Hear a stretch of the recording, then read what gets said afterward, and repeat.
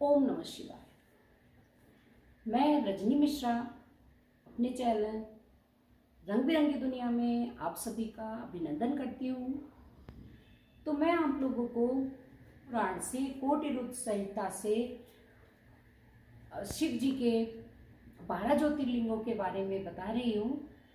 तो इससे पहले की वीडियो मैंने पहले ज्योतिर्लिंग का प्रादुर्भाव कैसे हुआ वो बताई थी, वो आप देख लीजिएगा।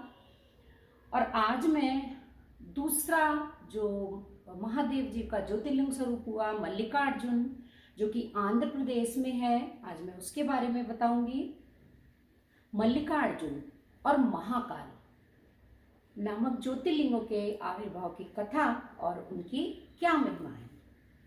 सूत जी कहते हैं, महर्षियों, अब मैं मल्लिकार्जुन के प्रादुर्भाव का प्रसंग सुनाता हूँ, जिसे सुनकर बुद्धिमान पुरुष सब पापों से मुक्त हो जाता है। जब महाबली तारक शत्रु शिवापुत्र कुमार कार्तिकेय सारी पृथ्वी की परिक्रमा करके फिर कैलाश पर्वत पर आए और गणेश के विवाह आदि की बात सुनकर क्रौंच पर्वत पर चले गए, तो पार्वती और शिव जी के वहां जाकर अनुरोध करने पर भी नहीं लौटे तथा वहां से भी 12 कोस दूर चले गए। तब शिव और पार्वती ज्योतिर्मय स्वरूप धारण करके वहां प्रतिष्ठित हो गए। वे दोनों पुत्र स्नेह से आतुर हो गए। पर्व के दिन अपने पुत्र कुमार को देखने के लिए उनके पास जाया करते हैं। अमावस्या के दिन भगवान शंकर स्वयं वहां जाते हैं और पूर्णमासी के दिन पार्वती जी निश्चय ही वहां पदार्पण करती हैं। उसी दिन से लेकर भगवान शिव का मल्लिकार्जुन नामक एक लिंग तीनों लोकों में प्रसिद्ध हुआ। उसमें पार्वती और शिव दोनों की ज्योतियां प्रतिष्ठित हैं। मल्लिका का अर्थ है पार्वती और अर्जुन शब्द शिव का वाचक है।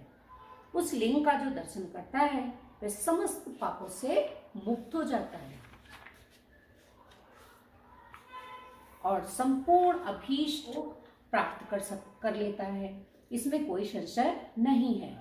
इस प्रकार मल्लिकार्जुन नामक द्वितीय ज्योतिर्लिंग का वर्णन किया गया, जो दर्शन मास से लोगों के लिए सब प्रकार के सुख देने वाला बताया गया। ऋषियों ने कहा, प्रभु अब आप विशेष कृपा करके तीसरे ज्योतिर्लिंग का वर्णन सुनिए। सूत जी ने कहा, ब्राह्मणों, मैं धन्य हूँ, कृत्य हूँ जो आप श्रीमानों का संग मुझे प्राप्त हुआ है। साधु पुरुषों का संग निश्चय ही धन्य है। अतः मैं अपना सौभाग्य समझकर पाप नाशनी परम पावनी दिव्य कथा का वर्णन करता हूँ।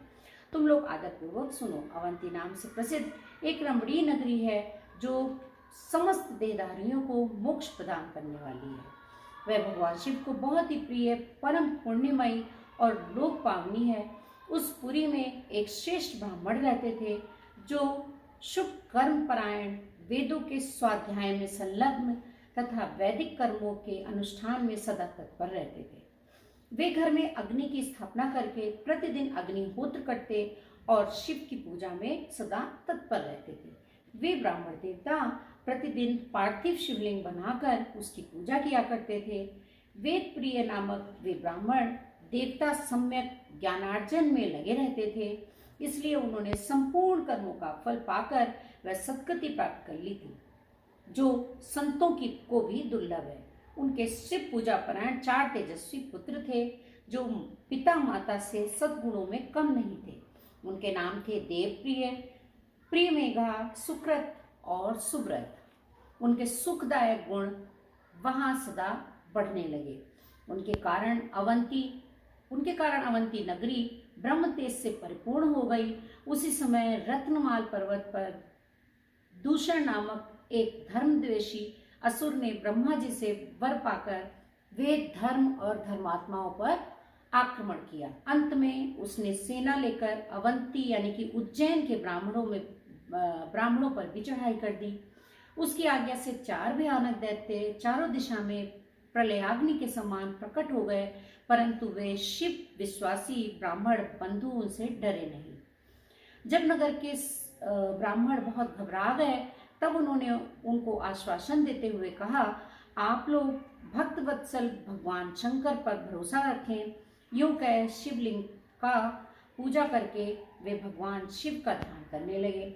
इतने में ही सेना सहित दूषण ने आकर उन ब्राह्मणों को देखा और कहा कि इन्हें मार डालो, बांध लो।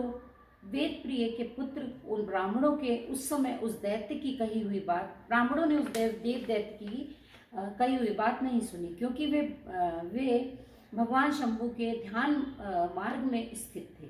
उस दुष्टात्मा दैत्य ने ज्यों ही उन ब्राह्मणों को मारने की इच्छा की, त्यों ही उनके द्वारा पूजित पार्थिव शिवलिंग के स्थान में बड़ी भारी आवाज के साथ एक गड्ढा प्रकट हो गया। उस गड्ढे से तत्काल विकट रूपधारी भगवान शिव प्रकट हो गए, जो महाकाल नाम से विख्यात हुए। वे दुष्टों के विनाशक तथा सत्पुरुषों के आश्रय दाता हैं।